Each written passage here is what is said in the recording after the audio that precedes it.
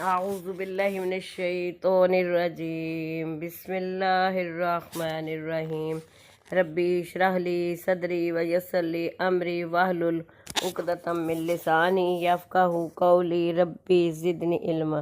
الحمدللہ۔ السلام علیکم، قرآن و سنت چینل میں خوش آمدید۔ آج میں آپ کو قرضہ کی ادائیگی کے لیے دعا بتاؤں گی کہ قرضہ کس طرح ادا ہوتا ہے۔ قرضہ کی ادائیگی کے لیے دعائیں۔ آج کل معاشرہ میں اکثر لوگ قرض کے نیچے دبے ہوئے ہوتے ہیں اور پھر ان کی ادائیگی مشکل ہو جاتی ہے، بلکہ مشکل ہی نہیں، بعض دفعہ ناممکن ہو جاتی ہے، اور اس کے نتیجے میں جھوٹ، فریب، فراڈ، چوری، ڈکیتی اور خودکشی جیسے سنگین جرائم گناہوں میں انسان مبتلا ہو جاتا ہے، اور بعض دفعہ قرض کی وجہ سے لڑائی جھگڑا، قتل و غارت تک نوبت پہنچتی ہے۔ ان حالات میں نبی کریم صلی اللہ علیہ وسلم کے بتائے ہوئے فرمان پر عمل کرتے ہوئے ان دعاؤں کو التزام کے ساتھ پڑھیں اور اللہ تعالیٰ کی ذات پر مکمل یقین بھروسہ رکھیں تو اللہ تعالیٰ قرض کی مصیبت اور پریشانی سے نجات دے گا انشاءاللہ۔ اس سلسلے میں صحابہ کرام کی چند مثالیں پیش قدم ہیں۔ نمبر 1، ایک دن رسول اللہ صلی اللہ علیہ وسلم نے ایک شخص کو مسجد میں ایسے وقت بیٹھے دیکھا جبکہ کسی نماز کا وقت نہ تھا، تو آپ صلی اللہ علیہ وسلم نے اس سے پوچھا، کیا بات ہے، تم ایسے وقت میں کیوں مسجد میں بیٹھے ہو؟ اس نے جواب دیا کہ مجھے پریشانی اور قرض نے آ گھیرا ہے۔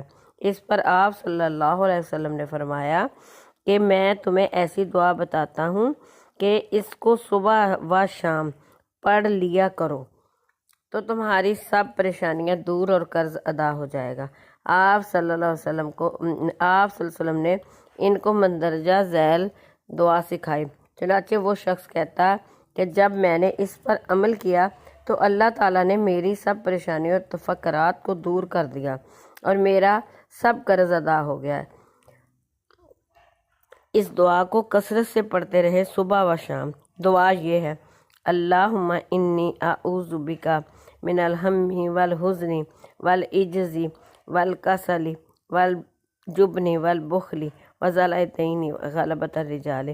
ترجمہ اس کا، یہ دعا ابو داؤد میں بھی آتی ہے اور بخاری شریف میں بھی آتی ہے۔ ترجمہ اس کا یہ ہے، اے اللہ، میں تیری پناہ میں آتی ہوں تفکرات اور غم سے، اور تیری پناہ چاہتی ہوں بے بسی اور سستی سے، اور تیری پناہ لیتی ہوں بزدلی اور کنجوسی سے، اور تیری پناہ لیتی ہوں قرضہ کے بوجھ اور لوگوں کے دباؤ سے۔ بخاری اور مسلم کی میں نے آپ کو بتایا یہ حدیث ہے۔